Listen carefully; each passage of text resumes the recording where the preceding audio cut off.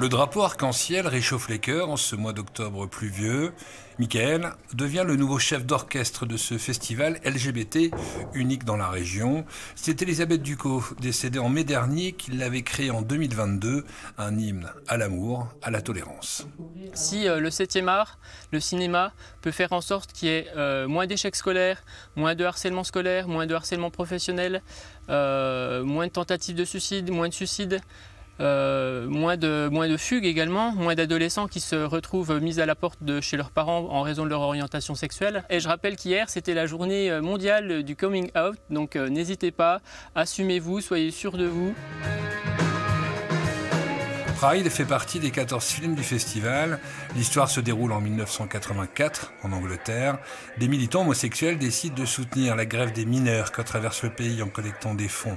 Mais le syndicat national des mineurs ne veut pas être associé à un groupe gay. Des films engagés à découvrir et la sélection ne s'est pas faite par hasard. Sur les 60 films que j'ai proposés, il fallait resserrer pour avoir une sélection de 14. Et dans les 14, avoir une proposition aussi sur ce qu'on appelle mémoire queer. Donc c'est explorer, retrouver le patrimoine du cinéma. Et d'avoir ici en programmation Querelle en version restaurée, c'est juste extraordinaire. 3 à 4 films sont diffusés par jour au cinéma de Vesoul, qui tout de suite a répondu présent pour accueillir ce festival. Dans la salle, les spectateurs adhèrent et surtout espèrent une évolution des mentalités.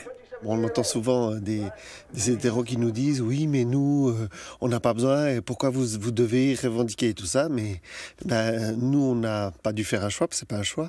On doit se justifier tout le temps, et parce qu'on est autrement, et ça ne fait pas partie du schéma traditionnel. Le festival se poursuit jusqu'au mardi 15 octobre, et Michael aimerait avec son association poursuivre d'autres actions, comme celle de proposer un lieu d'accueil LGBT à Vesoul pour que chacun puisse vivre comme il le souhaite.